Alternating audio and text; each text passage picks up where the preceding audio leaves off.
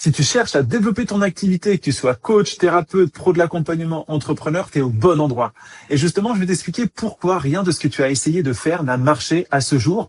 Et du coup, à l'inverse, comment est-ce que tu peux devenir cette personne qui attire de nouveaux clients, qui rassure et qui vend naturellement. On va voir ça aujourd'hui dans cette vidéo. Déjà, disclaimer, ce que tu vas découvrir dans les prochaines minutes va probablement remettre en question tout ce qu'on t'a dit de faire jusqu'à aujourd'hui, notamment cet aspect stratégique business. Et dis-moi avant ça, est-ce que tu as déjà testé de nouvelles stratégies?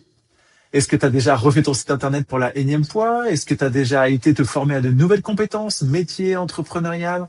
Est-ce que tu as déjà essayé de créer du contenu encore et encore, presque jusqu'à t'en épuiser des contenus sur les réseaux sociaux? Est-ce que tu as déjà été payé des plateformes pour te rendre encore plus visible, pour essayer d'obtenir des clients grâce à ça? Est-ce que tu as déjà été acheter des outils pour être encore plus efficace, plus performant dans ta démarche? Est-ce que tu as déjà pris des accompagnements business et pourtant, ça ne décolle toujours pas pour toi? Eh ben, on va voir pourquoi aujourd'hui. Et si le problème n'avait jamais été ta stratégie, mais autre chose? Avant de te présenter le pourquoi du comment, j'aimerais me présenter moi-même pour que tu puisses savoir un petit peu qui je suis. On va passer rapidement sur ça parce que tu me connais peut-être déjà. Moi, je suis Simon Bance. En fait, j'étais auparavant manager dans le spatial. Donc, j'ai fait une reconversion. Pourquoi est-ce que j'ai fait une reconversion? Parce que j'avais envie d'impacter plus la vie de mes proches. C'est-à-dire que le poste dans lequel j'étais quand j'étais dans le spatial, dans le salariat, c'était top. C'était professionnellement stable, financièrement stable, socialement stable. J'étais heureux, mais il me manquait du sens, il me manquait de l'impact dans la vie des autres. Et quand il y a eu le Covid, je fais partie de la vague Covid, je me suis dit que je voulais aider plus mes proches à être heureux dans leur vie, à être épanouis. Donc, je suis devenu coach, praticien en PNL, programmation neurolinguistique. C'est ce qui permet justement de voir la vie différemment, de déconstruire les peurs, les croyances, les éléments, retrouver son pouvoir d'action, retrouver sa confiance en soi, sa légitimité, que ce soit du côté perso ou du côté professionnel, pour pouvoir avancer dans notre vie, être épanoui, se construire la vie de notre rêve, de nos rêves. Et j'ai eu une désillusion dans mon parcours, c'est que en fait, je me suis rendu compte qu'il ne suffisait pas d'être coach ou d'être sur Instagram d'ailleurs pour obtenir des clients. Il fallait devenir véritablement entrepreneur. Et devenir entrepreneur, c'était un changement d'identité. C'est-à-dire que j'étais auparavant salarié, puis je suis devenu coach, et ça suffisait pas pour avoir des clients. Il fallait que je devienne entrepreneur. C'était un nouveau shift, un shift identitaire. Et c'est important que je parle de ça parce qu'on va y revenir dans la suite de la vidéo. C'est vraiment un shift identitaire qui nous permet de s'autoriser à passer à l'action pour pouvoir faire les actions qui sont normales en tant qu'entrepreneur, donc obtenir des clients.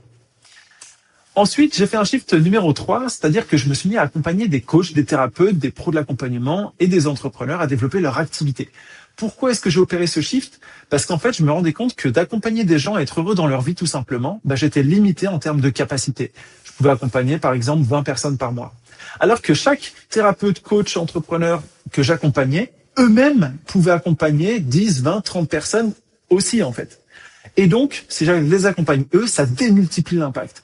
Et ma vision, elle est qu'on change le monde ensemble, qu'on permet à notre échelle d'élever les consciences, de faire en sorte que de plus en plus de gens soient épanouis. Et plus il y a de gens épanouis dans le monde, plus on va s'associer, plus on va être ensemble, plus on va être heureux et se soutenir sans les différences, etc. C'est mon rêve, c'est ma vision. Et donc, je bâtis toute mon entreprise autour de ça. Et donc, à ce jour, j'ai accompagné, on va dire, 250 personnes, tout confondu, par rapport à tout ça. Mais ça n'a pas été toujours facile. C'est-à-dire que quand j'ai commencé, quand je me suis formé, du coup, à la PNL, ça, c'est la photo, justement, quand je me suis formé, en fait, j'avais un énorme syndrome de l'imposteur. Ce qui fait que j'ai refait 2 fois ma formation en PNL parce que je me sentais pas encore assez légitime. J'avais du mal à aller accompagner des personnes parce que je me suis dit, je suis pas assez, je suis pas à la hauteur, etc. Et je me mettais beaucoup de pression. Donc, j'ai refait 2 fois le parcours pour dire que ça n'a pas toujours été facile. Un autre élément qui a été majeur pour moi dans ma transformation, c'était qu'en fait, j'ai grandi dans un modèle familial difficile. On manquait d'argent quand on était plus jeune, ça a toujours été compliqué. Pour moi, l'argent, ça a été mis sur un piédestal. J'ai beaucoup de croyances liées à l'argent qu'il a fallu que je déconstruise. Et j'ai aussi un gros syndrome du sauveur. J'avais plutôt un gros syndrome du sauveur. Dans le sens où je voulais protéger ma famille, faire tout pour les autres, etc. Et donc, je suis tombé souvent dans des triangles de Cartman. À vouloir sauver les gens, on les considère en tant que victimes. Du coup, ils deviennent persécuteurs et nous, on devient victimes, etc., etc. qui m'empêchait d'évoluer dans l'entrepreneuriat parce que, en fait, si jamais je réussissais, moi, dans l'entrepreneuriat, que je commençais à gagner beaucoup d'argent, j'avais l'impression de m'éloigner de mes proches, alors que je m'étais lancé pour me rapprocher de mes proches. Donc, ça faisait un conflit interne de valeurs qui m'empêchait totalement de faire les actions qui me permettraient de développer mon activité. C'est un des éléments. J'avais aussi une peur profonde à l'idée de vendre. J'avais peur de passer pour un marchand de tapis. Donc dès qu'il y avait des actions où il fallait proposer un appel, ou dès qu'il y avait le fait de devoir proposer le tarif pendant l'appel, en fait je me décomposais, je me paralysais et j'avais vraiment envie de fuir cette situation. Je me surjustifiais en appel et en fait j'avais du mal à closer des clients en fait. Et tout ça se jouait en interne vis-à-vis des insécurités que je ressentais à l'intérieur de moi. Et donc, tout ce que je vais te montrer aujourd'hui, je vais d'abord traverser moi-même. Et c'est pour ça que je pose ce genre de masterclass aujourd'hui, parce que je connais ça par cœur de moi-même et de toutes les personnes que j'ai accompagnées. Et donc, aujourd'hui, je continue d'exercer mon métier tout en voyageant à travers le monde, en profitant de mes 5 libertés. Quand je dis que je voyage, c'est que, par exemple, j'ai été à Bali pendant quelques mois, j'étais en Thaïlande pendant quelques mois. Là, je suis revenu en France, mais je compte continuer à aller dans d'autres pays, en fonction de mes envies par rapport à ça. Et les 5 libertés dont je parle, c'est vraiment la liberté de temps, donc la liberté temporelle, vraiment gérer ton emploi du temps comme tu veux. Ça veut pas dire ne rien faire, être en mode revenu passif, mais plutôt décider de ton agenda. C'est vraiment ça qui, pour moi, me rend libre. La deuxième liberté, c'est la liberté financière. C'est vraiment le fait de dire que tes revenus ne dépendent pas d'un patron, d'un côté salarial. C'est toi qui décides d'augmenter tes revenus ou pas en fonction des résultats que tu vas chercher. 3, la liberté relationnelle. La liberté relationnelle, c'est vraiment choisir qui tu veux accompagner, qui sont tes clients idéaux et qui sont les gens que tu as envie de fréquenter dans ta vie. 4e, c'est la liberté de mission. La liberté de mission, ça veut dire quel est le sens que tu donnes à ta vie, à ton projet et comment tu nourris ça, comment tu contribues à ça. Donc ça veut dire comment tu trouves du sens et non pas comment tu subis la vie. Et enfin, la liberté géographique, c'est celle de travailler d'où tu veux, comme tu veux en fait. Ça, c'est vraiment ce qui me nourrit. Et je me fais accompagner en continu parce que investir sur soi, selon moi, c'est la meilleure manière de grandir soi-même et de faire croître son entreprise. Et donc, c'est parti pour ce qu'on va voir aujourd'hui. Aujourd'hui, on va voir le mécanisme qui empêche 90% des entrepreneurs de réussir. C'est principalement pour ça que tu es là. Et donc, comment sortir de ça pour relancer ta croissance, retrouver de la confiance, de la légitimité, comment aller vendre, etc.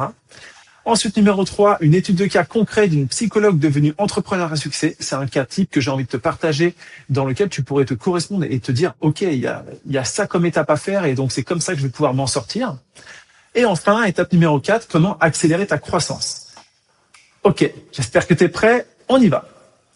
Alors tout d'abord, il existe 2 modes de fonctionnement en chaque être humain. Le premier te bloque, le deuxième te fait grandir. Et en fait, on ne peut être que l'un ou l'autre, pas les deux en même temps. Et le problème, c'est que tu ne choisis pas consciemment lequel des deux est activé en toi.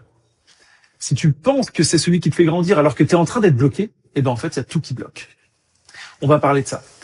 Et donc, le mode qui te fait grandir. Parlons en premier lieu du mode qui te fait grandir, ce que j'appelle le mode croissance.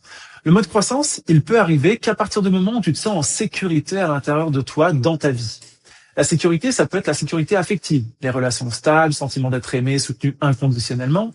Ça peut être aussi la sécurité financière, avoir des revenus stables. La sécurité matérielle, un logement qui est sain, des biens essentiels qui sont couverts, qui est un peu associé quand même à à la sécurité financière, pardon. La sécurité environnementale, que tu te sens bien dans ton cadre de vie actuel, que ce soit pas dans un environnement toxique pour toi. La sécurité professionnelle, donc la stabilité de l'emploi. La sécurité physique, santé, intégrité de ton corps. La sécurité sociale, relationnelle, c'est-à-dire appartenir à un groupe, avoir un cercle social autour de toi qui t'épanouit. La sécurité de statut, de reconnaissance, donc la position sociale qui est reconnue, la sensation d'être légitime par rapport aux autres, d'être perçu comme légitime par rapport aux autres. La sécurité existentielle aussi, donc c'est la notion de sens, le sentiment d'avoir un but, une direction, être alimenté par ça.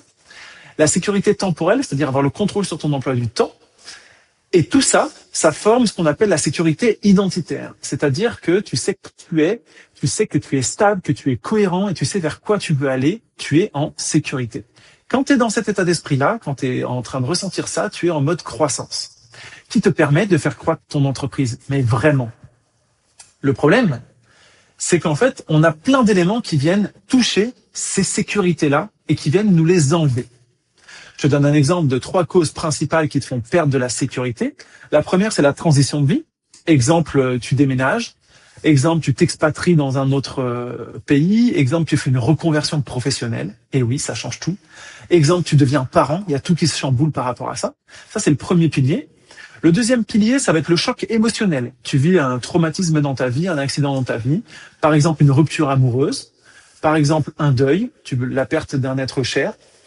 Un burn-out à ton travail ou dans le projet que tu mènes. Un désalignement, tu as une prise de conscience aujourd'hui où tu te dis mais là je vais pas dans la bonne direction et bim, tu dois totalement changer de direction. Bah c'est pareil, ça s'apparente à un choc émotionnel. La stagnation, la décroissance. J'ai mis stagnation croissance, c'est la stagnation décroissance dans ton entreprise. Parce que là, tu as des paliers de croissance qui sont bloqués, tu as de la perte de résultats, de la perte de chiffre d'affaires et tu as des échecs répétés qui vont te faire petit à petit perdre en sécurité. Dans la sécurité que j'ai expliqué tout à l'heure. Comment ça se passe exactement, plus concrètement? Par exemple, quand tu es dans une transition de vie, imaginons que tu sois en déménagement, en fait, c'est la sécurité environnementale qui tout d'un coup va être affectée. Ensuite, ça peut être la sécurité professionnelle, parce que tu as été peut-être obligé de changer de métier. Et si tu es en reconversion, c'est la sécurité professionnelle, directement. La sécurité sociale relationnelle, peut-être que comme tu as changé d'environnement, tu vas quitter, on va dire, ton groupe dans lequel tu étais, ton cercle social, pour te reconstruire un nouveau groupe. Et donc là, ça affecte ta sécurité sociale relationnelle. La sécurité temporelle aussi, tu perds le contrôle sur ton emploi du temps, sur ton environnement, il y a plein de choses à remodeler. Donc ta sécurité, avant ça, ta sécurité de statut aussi, de reconnaissance, de légitimité peut être touchée. Si tu te reconvertis, tu as la sensation de repartir peut-être de zéro, de pas te sentir assez capé en termes de compétences pour pouvoir te sentir au top du top comme tu l'étais auparavant. Donc ça vient toucher cette notion de légitimité. Et donc tout ça, ça affecte ta sécurité identitaire.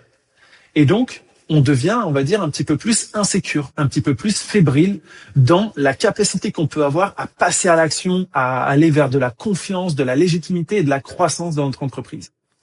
Ça, c'est un des premiers piliers. Le deuxième, comment il se manifeste? Le choc émotionnel, c'est plutôt la sécurité affective qui va être touchée.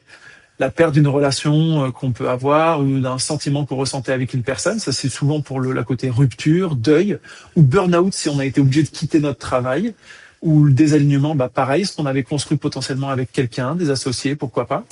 Ça vient toucher aussi du coup la sécurité physique si on parle de burn-out, on est carrément à plat, on n'a plus d'énergie. Ça peut toucher aussi la sécurité existentielle, perte de sens. Burn-out, c'est un peu ça. Désalignement, c'est un peu ça aussi. Ça peut toucher, du coup, la sécurité identitaire. Et évidemment, c'est propre à chacun. Chacun va vivre, on va dire, sa forme d'insécurité dans l'état émotionnel dans lequel il se trouve. Il y en a qui vont plutôt perdre tout d'un coup une sécurité financière, une sécurité sociale, relationnelle. Pour d'autres, c'est ce que j'ai mis dans ces petites croix. C'est pour illustrer. Ensuite, la cause numéro 3, c'est la perte de sécurité liée à la stagnation ou à la décroissance.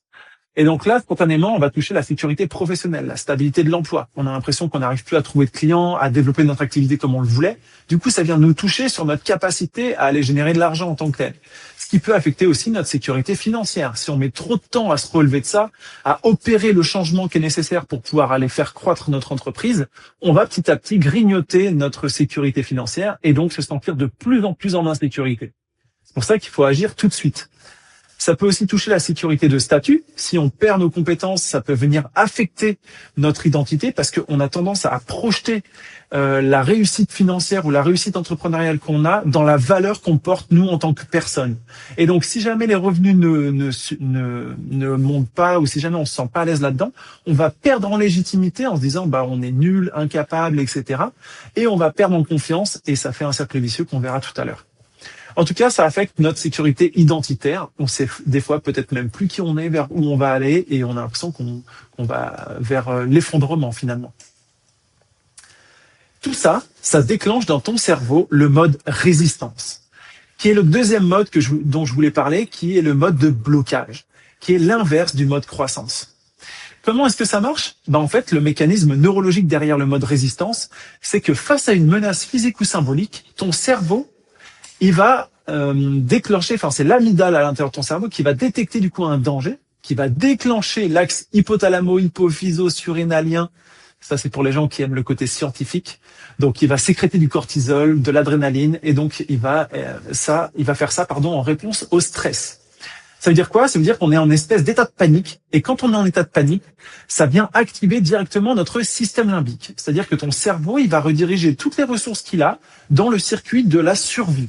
La survie, ça va être quoi? Ça va être les réactions instinctives directes de comportement. Donc on va être dans la fuite ou dans le combat ou dans la sidération, complètement paniqué, complètement bloqué, au détriment du raisonnement complexe qui, lui, aurait été intéressant si on avait pu activer le cortex préfrontal. Mais on ne peut pas l'activer parce qu'on est en état d'insécurité, on est en état de résistance. Et donc, on n'accède pas à la pensée stratégique, à la vision long terme, à la planification, au raisonnement, à la communication, au langage, à la créativité, à la capacité qu'on peut avoir d'avoir des décisions qui sont les bonnes pour nous. En fait, il y a tout qui chute par rapport à ça. Et en plus, l'inverse, c'est qu'on devient hyper vigilant au jugement externe. Donc l'amygdale, elle scanne en continu tous les signaux potentiels de menaces sociales qu'on pourrait ressentir. Donc le regard des autres, donc la critique sur les réseaux sociaux, donc des clients qui pourraient être pas contents, pas satisfaits, et ça vient exacerber tes ressentis par rapport à ça. Ça, ce sont des symptômes qui viennent te montrer que tu es en état de résistance, qu'il y a ton système limbique qui est activé et que du coup, toutes tes ressources que tu as en toi, ton énergie, ton espace mental, ton temps, tout est redirigé vers la survie, en mode protection, en mode résistance. Et donc, tu peux pas construire, tu peux pas bâtir quand tu es dans cet état d'esprit-là. C'est un blocage interne, on va dire. Et malheureusement, le décideur qui bloque tout ça ou qui autorise tout ça, c'est même pas toi, c'est ton subconscient. Parce que ton conscient, lui, il a envie d'avancer. Donc toi, tu as envie d'y aller, tu as envie de proposer des choses, tu lances tes offres, tu essayes de vendre, tu essayes de créer du contenu, etc. Tu fais tout ce qu'il faut, tout ce qui a l'air d'être bon. Mais en fait, c'est ton subconscient qui décide en coulisses, inconsciemment, si l'action est autorisée ou non. Et donc, si elle n'est pas autorisée, il va te saboter. C'est complètement intérieur, tu t'en rends même pas compte. Mais en fait, le subconscient, il raisonne pas avec de la logique ni de la stratégie. Il va raisonner finalement vis-à-vis de la sécurité, de l'insécurité ou du danger qu'il va ressentir, sur la base des programmes qui sont préenregistrés en toi depuis l'enfance ou même depuis l'adolescence, ou tout ce que tu as vécu comme expérience du passé, genre les injonctions sociales de tes parents, de l'école, les traumas vécus dans l'enfance. Imaginons que tu te sois montré, que tu aies pris ta place à un moment et que quelqu'un t'ait rabaissé, quelqu'un t'ait dit « tu dois pas parler », etc. Ça va être difficile pour toi de reprendre ta place, de reprendre la parole, par exemple, sur des réseaux, de te sentir leader dans ton activité, dans la façon dont tu as envie de proposer les choses. C'est les croyances que tu as héritées de ton expérience, des croyances liées à l'argent, les croyances liées à tout ce qui peut venir limiter. Et en fait, ces programmes, ils ont jamais été choisis consciemment, en fait. Ils tournent en arrière-plan, comme sur un espèce comme si ton cerveau, c'était une vieille version de Windows, tu vois, 95, et qui tourne sur des anciens logiciels, tu vois. Et donc, le besoin que tu aurais, ce serait de réinstaller une mise à jour complète, donc reprogrammer ton mental, reprogrammer ta vision de ces éléments, et déconstruire justement ce sentiment d'insécurité pour retrouver un sentiment de sécurité totale pour pouvoir aller plus loin dans ton business. Mais je vais t'expliquer un petit peu plus comment ça se passe.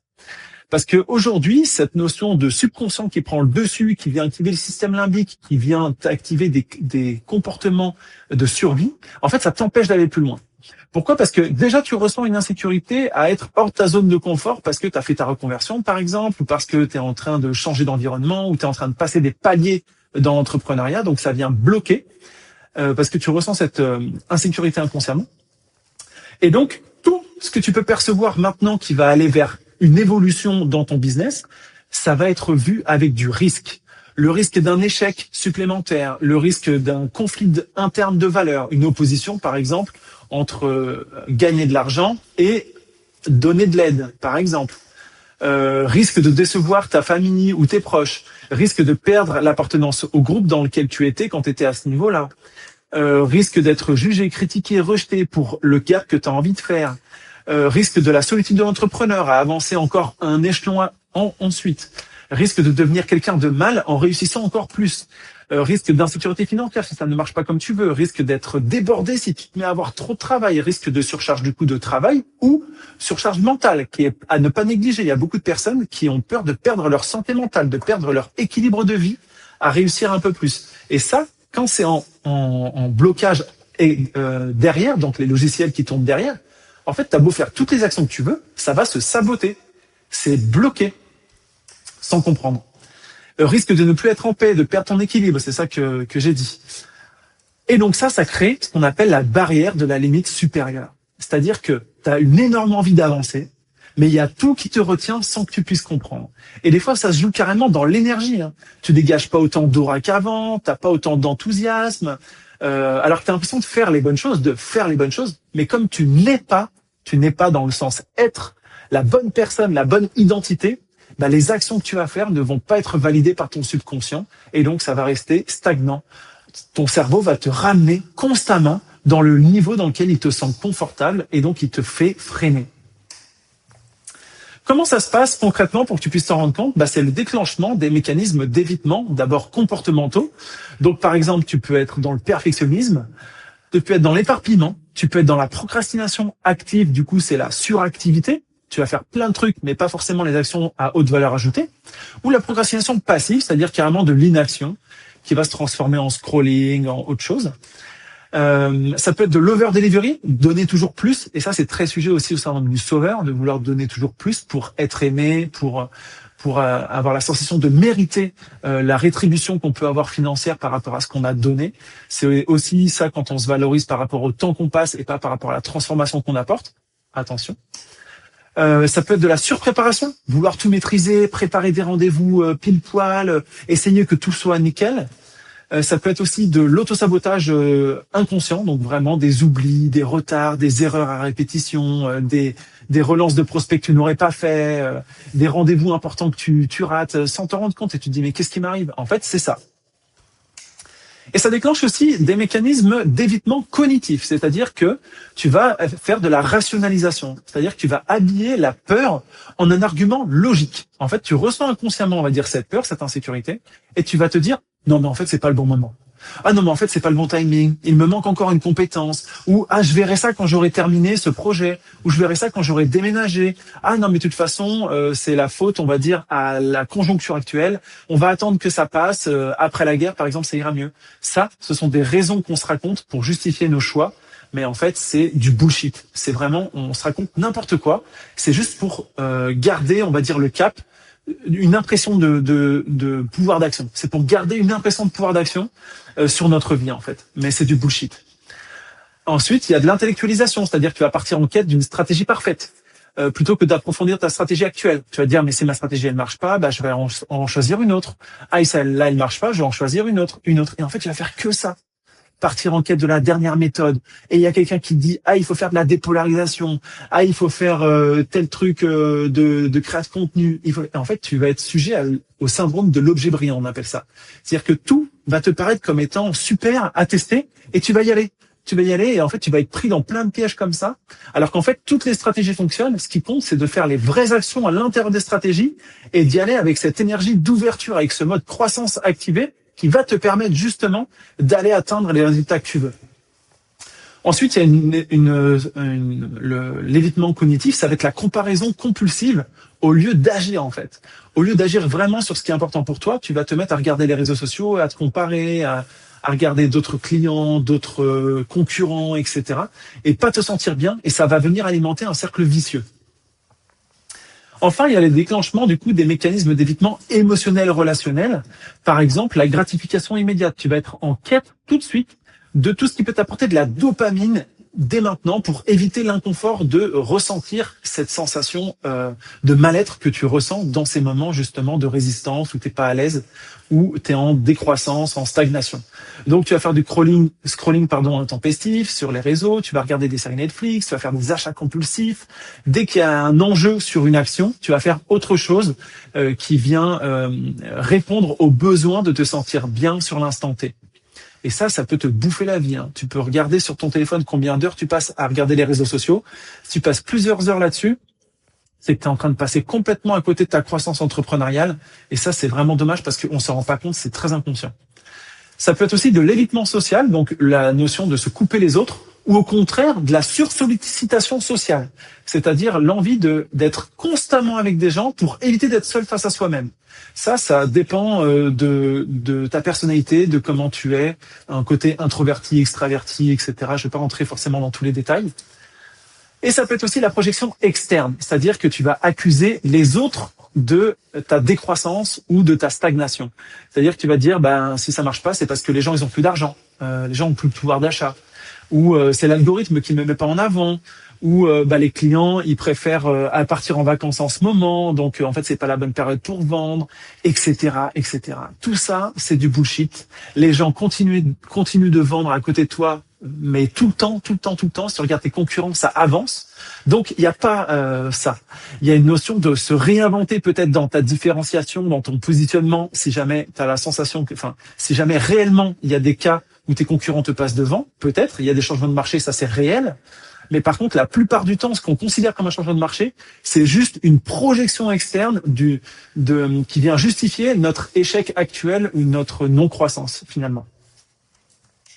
J'espère que je n'utilise pas des mots trop durs, je veux pas non plus te choquer, mais je veux expliquer en disant vraiment la vérité telle que je l'aperçois et celle que je vois chez tous les clients que j'accompagne. Et du coup, tu tombes malheureusement dans un cercle vicieux, c'est-à-dire que tu as un sentiment d'insécurité qui crée du coup une perte de confiance et de légitimité en tant que tel, qui crée une perte d'estime de soi, qui crée du coup du doute. Le doute crée de l'inaction, de la démotivation, qui crée un manque de résultats parce que tu n'agis plus comme avant ou plus avec la même énergie, plus avec le même impact. Et donc, tu crées du découragement qui vient alimenter un sentiment d'insécurité de nouveau. C'est ce qui fait qu'entrepreneurialement parlant, tu n'oses plus te montrer, tu n'oses plus publier, tu n'oses plus prendre la parole et donc ta visibilité tombe en chute et ta crédibilité tombe en chute. Ensuite, si tu perds ton estime de toi, du coup, tu sous-valorises ton offre, tu baisses peut-être tes tarifs, tu n'oses plus les défendre comme tu le faisais avant, tu crois peut-être même plus en ce que tu proposes, ni en tes propres compétences, donc ta rentabilité chute. Si tu te mets à douter, tu vas vouloir changer de stratégie, changer de positionnement, tout refaire, changer de discours, te dire ça marche pas, faut que j'invente quelque chose de nouveau, c'est quoi ma nouvelle méthode? Et donc tu recommences à zéro malheureusement. Ensuite, on voit plus à cause de ma petite caméra. Ensuite, tu vas faire, par exemple, en termes d'action, moins de prospection, moins de relance, moins d'appels, donc tu vas trouver moins d'opportunités. Je vais je vais le laisser là pour l'instant. Ensuite, du coup, si tu manques de résultats, tu as moins de clients qui signent, tu as moins de CA, ton CA qui baisse, et du coup, ça vient alimenter du découragement. Donc, si tu te décourages encore plus, tu perds de l'énergie, tu as moins d'énergie pour vendre, tu as moins d'énergie pour livrer, et ça fait un vrai cercle vicieux. Tu vends moins, tu as moins d'énergie pour livrer, les gens sont moins contents, ils alimentent moins le bouche à oreille, du coup tu vends encore moins, et en fait, ça boucle vers le bas. C'est horrible. Mais il existe des solutions pour s'en sortir, mais là, je vais pas te parler des vraies solutions. Je vais te parler des mauvaises solutions dans lesquelles tout le monde tombe. Ce sont des pièges. Il faut absolument ne pas tomber là-dedans. On va vouloir changer de cible, changer de stratégie marketing, changer de positionnement. C'est ce que je disais tout à l'heure, parce qu'on a l'impression que c'est un problème qui vient de notre stratégie. On va vouloir accumuler des nouvelles formations, des nouvelles compétences, ne serait-ce que pour regagner confiance en soi. Mais ça changera rien. Ça va juste décaler le problème. Tu seras toujours au même stade après avoir eu ta nouvelle formation. Tu vas adopter des nouveaux outils, des nouvelles automatisations en pensant faire mieux, te valoriser par rapport à ça. Tu vas vouloir refaire ton branding, ton site internet, ta page de vente en pensant que ça vient d'ici, alors que ça vient pas de là. Tu vas retravailler ton calendrier de contenu, ton planning de contenu, tu vas prendre un accompagnement business. Et en fait, tout ça ne va absolument pas t'aider parce que le problème ne se situe pas dans ta stratégie, il se situe dans ton identité, dans ton état d'être. Pour t'expliquer ça, je voudrais faire ce schéma. Pourquoi ça ne marche pas ? Ça ne marche pas parce que aujourd'hui, toutes les solutions qu'on a décrites juste avant, en fait, ça vient solliciter le cortex préfrontal, donc la notion de stratégie, de planification, d'exécution en tant que telle. Mais sauf que ton système limbique, il perçoit toujours la menace dont on a parlé. Et parce que cette menace, elle est au niveau identitaire, au niveau de tes croyances, au niveau de tes perceptions, au niveau des valeurs que tu peux porter, le jugement, l'échec, etc. Donc en fait, tant que ton système ton système limbique, tant que ton subconscient, il perçoit un danger dans ton état actuel des choses ou dans ton envie d'avancer, en fait, il va bloquer le passage à l'action. Donc, en fait, peu importe toutes les choses que tu vas venir changer ici, je sais pas si on voit ma souris, mais toutes les choses que tu vas venir changer dans les côtés capacité, stratégie, comportement ou environnement, ça va rien changer parce que ton problème se situe au niveau de l'être. Tu as besoin de te reconstruire une identité solide actuelle et une identité future très claire. À partir du moment où tu as ça qui est clair, il y a besoin de te dissocier des résultats. Je crois que je vais te l'expliquer juste après. Et donc, il y a besoin de faire redescendre tout ça dans le faire. Donc, c'est d'abord être pour pouvoir faire pour pouvoir avoir les résultats et pas l'inverse. Donc là, il te faut une solution qui vient toucher à l'interne, au côté mindset, pas au côté stratégique. Et c'est la seule chose qui va te permettre d'avancer dans ton business, en fait, de relancer ta croissance. Donc, tu as besoin de basculer en mode croissance. Et comment on fait ça? En opérant un shift identitaire. On a vu, il y a eu un changement en termes de sécurité qui était bien établi. Tu es tombé dans un mode d'insécurité. C'est ce qu'on appelle un changement identitaire parce que ça vient affecter ta sécurité identitaire. Et donc, il y a besoin de faire ce shift complètement, de lâcher l'ancienne identité que tu avais auparavant, construire la nouvelle solide, t'appuyer dessus et développer à partir de ça, en fait. C'est très conceptuel tel que je le décris, mais je vais essayer de clarifier un peu ce que ça veut dire pour moi. Le shift identitaire, pour moi, c'est vraiment ce passage de la sécurité externe qu'on projette, donc qui est dépendante des facteurs externes, genre les résultats de ton entreprise, le regard que les autres peuvent porter sur toi, la validation externe, etc., à une sécurité interne, ancrée dans qui tu es, indépendante des circonstances, vraiment basée sur toi. Et donc, il faut dissocier cette identité de l'élément externe pour la reconstruire sur qui tu es. Ça, c'est le premier point. L'autre point, ça va être de choisir consciemment qui tu veux devenir dans ton identité future et assumer ce choix à 100%. Vraiment te dire, je veux devenir cette personne qui a cet impact, qui est leader dans ce domaine, qui s'adresse à ce client idéal et bim, j'y vais, quoi. Je fais des choix, on y va. Ce qui va t'aider, du coup, en travaillant sur cette notion d'identité, en travaillant sur le changement de perception que tu peux avoir des choses que tu es en train de construire, tu vas retrouver ta confiance en toi, tu vas retrouver ta légitimité. Et du coup, tu vas dissoudre le syndrome de l'imposteur qui vient te bloquer derrière tout ça. Et ça va te permettre de passer à l'action. Et si tu passes à l'action, ça va devenir un cercle vertueux. Il y a aussi besoin de redéfinir ta boussole interne, de redéfinir qu'est-ce qui est essentiel pour toi dans ta nouvelle vie vers laquelle tu veux aller? Qu'est-ce qui est essentiel de satisfaire comme valeur pour être constamment dans de l'énergie? Je suis en train de cracher de partout, ça m'active cette vidéo, j'adore. Pour être constamment dans l'énergie, pour être alimenté, pour être nourri de l'intérieur. Et en fait, quand t'as tes valeurs qui sont bien claires, quand t'as ta boussole qui est définie, t'as une direction et en fait, tu y vas en fait. Peu importe ce que les gens peuvent en penser, tu fais ton chemin par rapport à ce que toi tu veux, et ça c'est important. Et la dernière chose qu'on vient libérer dans un shift identitaire, c'est les croyances et les peurs que tu peux avoir. Parce que ça, il s'agit des perceptions que tu as à un instant T de quelque chose. Et donc, on peut retransformer ça grâce à la PNL, justement. Voir les choses différemment sur ces sujets-là. Et au lieu, par exemple, que tu te vois en train de vendre et de prendre de l'argent à quelqu'un, tu vas te voir en train de vendre et de donner quelque chose à quelqu'un tellement ce que tu proposes, c'est incroyable. Donc, je l'expliquerai après, mais il y a une notion de retravailler étape par étape tous ces éléments pour te bâtir une identité solide et relancer ta croissance. Et du coup, si tu fais ça, tu redeviens dans un cercle vertueux. Tu as un sentiment de sécurité qui arrive, qui te donne un regain de confiance et de légitimité, donc un renforcement de ton estime de toi, donc de la clarté sur ce que tu veux faire, donc de la motivation, du passage à l'action, qui amène des résultats en hausse, qui amène de l'enthousiasme et de l'énergie, qui vient alimenter un sentiment de sécurité. En fait, c'est soit tout va mal et on descend, soit tout va bien et on monte. Il y a vraiment deux modes, hein. Et donc, quand tu as de la confiance et de la légitimité, tu vas oser te montrer, publier, prendre la parole de manière affirmée, même clivante si tu le veux. Tu vas aussi assumer la valeur de ce que tu proposes, tu vas tenir tes tarifs sans trembler, tu vas réussir à montrer cette valeur aux gens et donner envie d'acheter.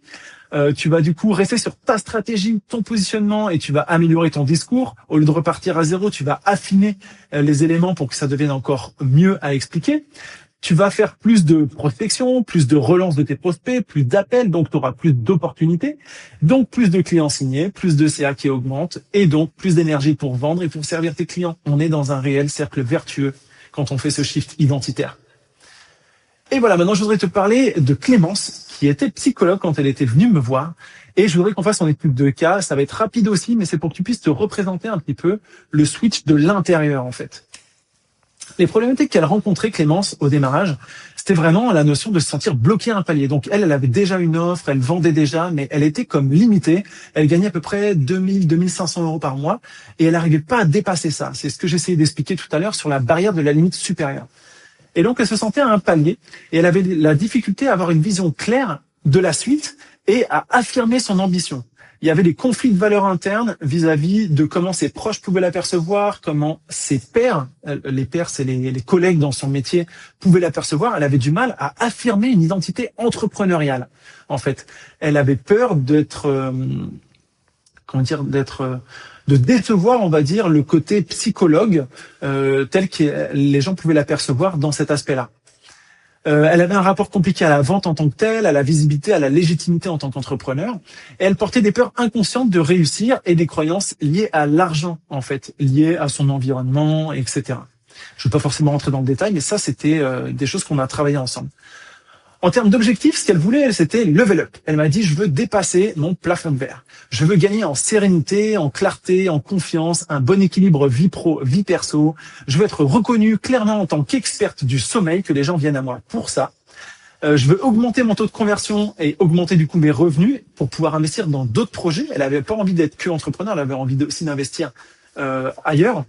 Et elle voulait que son CA soit stable et prédictible, qu'elle n'ait pas du stress de devoir toujours faire rentrer des gens, mais qu'elle ait tellement une stratégie qui soit claire et une identité qui soit solide que, en fait, elle peut se reposer sur elle-même, en fait, avoir confiance à 100 000% sur elle. Et donc, qu'est-ce qu'on a fait ensemble? On a travaillé son mindset, on va dire, et on a travaillé sa partie stratégique. Mais quoi qu'il en soit, tout ce qu'on travaille dans le mindset, ça vient se découler sur l'aspect stratégique.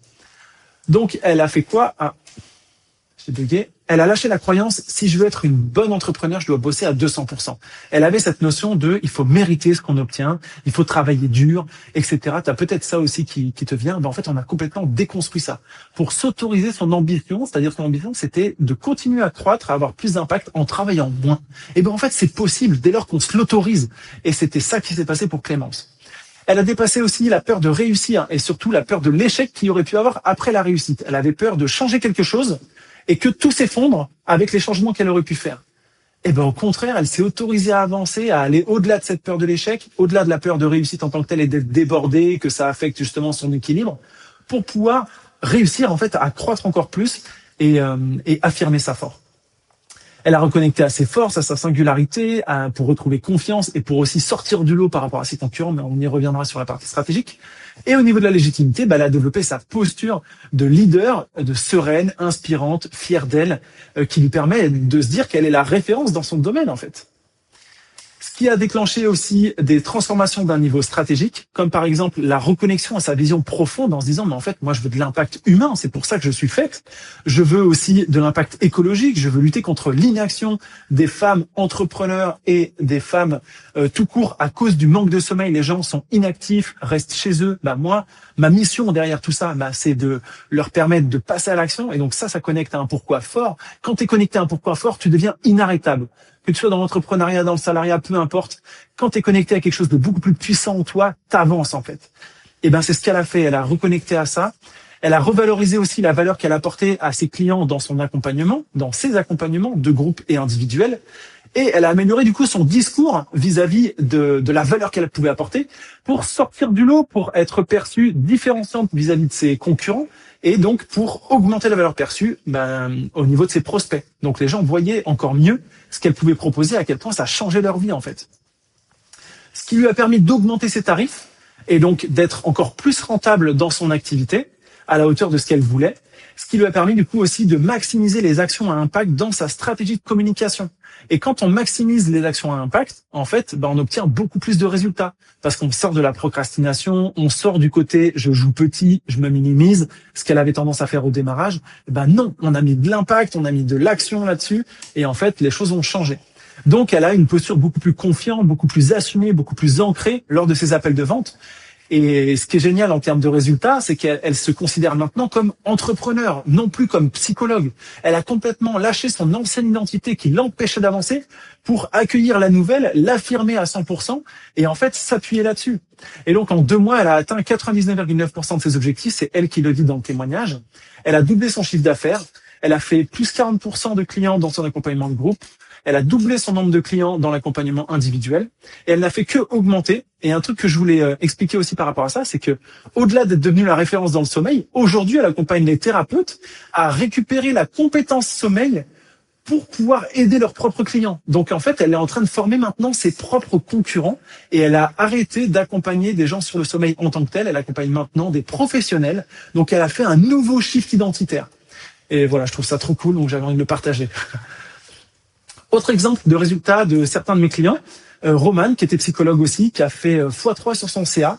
Et ce qui a changé pour elle et pourquoi je l'ai mis, c'était qu'en fait, elle a vraiment quitté le côté 8h, 19h non-stop pour enfin faire des horaires qui lui ressemblent. Et ça, c'est beau. C'est qu'en fait, on peut suivre notre propre ambition, peu importe ce que c'est. On n'est pas obligé de travailler comme des acharnés. On peut à la fois vivre bien de notre activité sans forcément travailler comme des malades. Julie, coach par les arts, elle est passée de 2 à 8 clients. Ses tarifs ont été multipliés par 3 parce qu'elle a repris conscience de la valeur qu'elle pouvait apporter. Elle a réussi à la montrer justement à ses propres clients à travers un process très clair que je lui propose évidemment. Et donc elle qui était en burn-out avant ça, elle a retrouvé le plaisir d'entreprendre et de développer son activité. Camille, entrepreneur aussi, qui accompagne des personnes sur l'aspect outils d'automatisation, Crococlic, etc. pour les business, pour les entrepreneurs. Du coup, elle a signé 9 clients sur cette nouvelle offre. Elle a fait 100% de taux de closing sur les derniers appels. Elle a surtout gagné en confiance, en fluidité, parce que en fait, elle est complètement alignée dans ce qu'elle propose. Et c'est ça qui est important, c'est l'alignement, la clarté, l'énergie, l'enthousiasme, l'action et l'équilibre. C'est ça qui amène à la croissance. Et plus tu as de ça, plus tu vas décupler ta croissance. Derrière ça, la solution que je te propose aujourd'hui, c'est l'envol. J'appelle ça l'envol. L'envol, c'est un accompagnement individuel de 5 mois, justement, qui te permet d'opérer ce shift identitaire qui te fait basculer en mode croissance. Donc là où toi, tu es bloqué en mode résistance par rapport à tout ce qui se passe en toi, on va passer en mode croissance qui va te permettre de libérer tes résultats. Tu vas retrouver confiance, légitimité pour t'autoriser toi-même, c'est une question de permission intérieure, à vendre plus cher si tu le souhaites, si tu es en train de te dévaloriser, sinon c'est pas obligé, pour développer plus sereinement ton activité. Voici le lien pour pouvoir réserver un appel avec moi si ça t'intéresse. Je te mets le lien sous la vidéo et je vais t'expliquer quelles sont les étapes pour que tu obtiennes un petit peu plus de clarté sur le parcours que je te propose et que je propose à chacun des entrepreneurs que j'accompagne. L'envol, c'est quoi? C'est une première étape de diagnostic business et mindset. On va aller identifier tes blocages et tes leviers de croissance précisément. Parce que chacun est unique, c'est d'ailleurs pour ça que je fais de l'accompagnement individuel, pour que ce soit encore plus efficace. On va chercher pile poil les petites choses à aller transformer pour que tu puisses développer. Donc on va aller regarder ton identité, tes valeurs, ton alignement, ta cible, ton offre, ton discours, ta stratégie actuelle, tes croyances, tes peurs, tes tiraillements. Où est-ce que ça peut bloquer à l'intérieur de tout ça? Ton énergie, ton état émotionnel. Est-ce que tu manques de tout ça? Est-ce qu'il faut d'abord le réalimenter avant d'aller sur le reste? Est-ce que tu es déjà au top et on va directement sur le reste? On regarde tout ça. Et on construit ensemble ton plan d'action sur mesure en direction de tes objectifs à toi, ton ambition, ton chemin, ta vision. Et c'est ça qui est important. Ensuite, on passe à l'étape numéro 2. L'étape numéro 2, c'est le shift identitaire complet. C'est là que tu passes du mode résistance au mode croissance. Donc, tu redéfinis ta vision pour être 100% légitime vers là où tu as envie d'aller. Tu réallumes ce feu intérieur qui est ton pourquoi, qui vient t'alimenter par rapport à ça. Tu retrouves un équilibre émotionnel entre ta vie perso et ta vie pro parce que les deux doivent te nourrir parce que si jamais tu ne fais que du travail, en fait, tu te prives d'énormément de choses que tu devrais recevoir du côté perso pour alimenter ton énergie, ta vision, ta valeur, ton sentiment de sécurité, en fait. Pareil, on redéfinit ta boussole interne pour que tu puisses prendre des décisions rapides, des décisions qui ont du sens et qui sont en accord avec tes valeurs, avec quelque chose qui est important pour toi. Et c'est là que tu peux mettre fin, du coup, au syndrome de l'imposteur, parce que tu retrouves cette confiance à travers tout ça. Donc, t'arrêtes de te minimiser, t'arrêtes de viser en dessous de ce que tu es capable d'atteindre, tu te mets à rêver grand, à retrouver clarté, énergie et enthousiasme pour avoir envie de passer à l'action. Et cette notion de shift identitaire, je la mets à l'étape 2, mais on va la retrouver continuellement dans toutes les étapes entrepreneuriales que tu vas passer pour atteindre les résultats que tu veux. Parce qu'en fait, le côté mindset et le côté stratégique, ils sont indissociables. Des fois, tu peux avoir des blocages sur la vente, et ben on va débloquer sur la vente. Des fois, c'est sur la création d'offres, et ben on va débloquer sur la création d'offres, etc. Étape numéro 3, redécouvrir ta valeur et assumer ta valeur. Être 200% convaincu de ce que tu proposes, parce que la conviction, c'est ça qui fait vendre. Et te sentir 100% légitime sur la valeur que tu apportes dans ton offre actuelle, ou tes offres si tu en as plusieurs. Donc, confiance totale dans ton offre, leadership assumé à travers la perception de ce que ça apporte aux gens, et pas le temps passé, la transformation que ça apporte, ça je mets un point d'honneur à le répéter. l'unicité du coup qui est assumée aussi derrière tout ça, comment tu sors du lot avec ton offre, avec justement ta singularité à toi que tu arrives à mettre en lumière, comment tu deviens la référence dans ton domaine, et du coup tu vas t'autoriser enfin à prendre ta place sur ton marché sans t'excuser d'exister. Tu sors du lot naturellement, forcément, parce que tu as repris en conscience qui tu étais, ce que tu apportes, à qui, etc. Et plus tu fais ce switch-là, plus ça va aider dans ton positionnement. Ce qui te permet de passer à l'étape 4, ton discours devient magnétique. Tu sais exactement à qui tu t'adresses, à qui ça va être génial de proposer ton offre. Ils comprennent ce que tu es en train de proposer et donc ils ont envie d'acheter précisément parce que tu as amélioré ton discours, ton pitch, il devient au top du top. La valeur perçue de ce que tu proposes, elle augmente. Le discours attire les bonnes personnes. Ton tarif, il est réévalué à la juste valeur pour que ce soit rentable pour toi. En fait, tout est aligné sur cette notion-là dans l'entrepreneuriat. Tu gagnes plus avec moins de clients à gérer parce que tu obtiens les bons. Et ça, c'est important. Peu importe ta stratégie. Et enfin, on passe à l'étape 5, la stratégie qui te ressemble. Parce que si la stratégie, elle te ressemble pas, que tu es en train de te forcer tout le temps à la faire, ben en fait, ça ne marchera pas. Donc, retrouve ta stratégie qui te donne envie d'y aller et tiens-la jusqu'au bout. Fais les actions jusqu'au bout.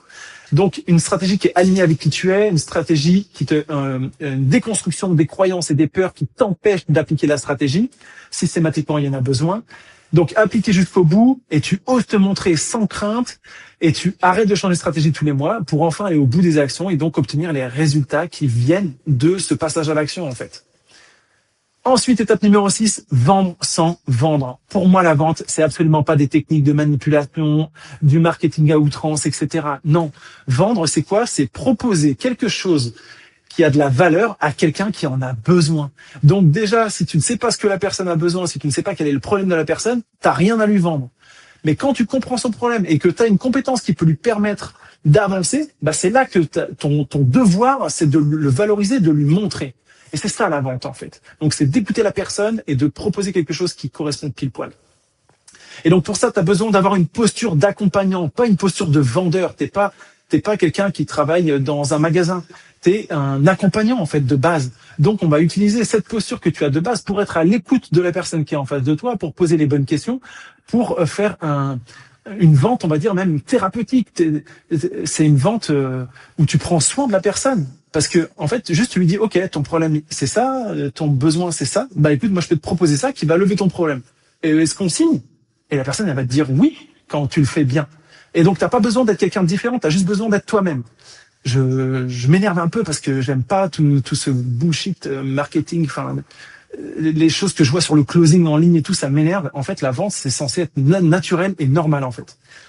Donc les appels sont réalisés. Alors comment on fait pour appliquer ça, pour que tu obtiennes cette posture d'accompagnant? Je vais passer au crible tes appels. Je vais voir à quel moment tu te justifies, à quel moment tu vas dans le mauvais sens, à quel moment tu penses plus à toi que tu n'écoutes la personne, etc. On regarde tout ce qui ne va pas pour t'aider à récupérer cette posture d'accompagnement lors de la vente. Ce qui te permet d'avoir une posture 100% affirmée. Donc, tu passes de la peur de vendre à la force d'accompagner vraiment, en fait. C'est même du coaching à la prise de décision que tu fais. Tu vends sans avoir l'impression de vendre, tu signes de meilleurs clients et la collaboration, quand elle est vendue comme ça, elle est saine. Parce que si tu avais vendu sur des techniques de vente, bah en fait, tu pars pas avec une bonne collaboration avec la personne que tu es en train d'accompagner, tu vois. Alors que quand tu vends naturellement, que tout est OK, tous les signaux sont verts, bah en fait, la collaboration, après, elle est juste incroyable, elle est juste normale, en fait. Il n'y a pas de toxicité. Donc, en fait, tu signes les bons clients et ça part. Ensuite, l'étape 7, l'accélération.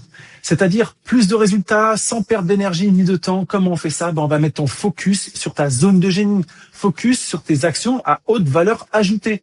Libérer tes peurs qui peuvent rester, libérer tes croyances qui peuvent te bloquer, remettre de la clarté et des habitudes durables. On va revoir aussi ton organisation, ta structuration pour que tu puisses justement être efficace, performant dans les éléments, parce que ça c'est nécessaire pour aller plus haut en fait. Et donc ta croissance s'accélère, tu capitalises sur tout ce que tu viens de construire au lieu de repartir de zéro. Et c'est comme ça que finalement tu développes vraiment ton activité, tu sors du mode résistance, tu passes au mode croissance et ça avance. Donc voilà, si ça t'intéresse qu'on bosse ensemble, je ne bosse qu'avec des gens motivés qui ont compris qu'on va travailler à la fois sur eux et à la fois sur le business pour aller passer des nouveaux paliers. Eh ben, je t'invite à réserver cet appel avec moi en récupérant le lien sous cette vidéo ou en cliquant sur le bouton que j'aurais peut-être mis sous cette vidéo.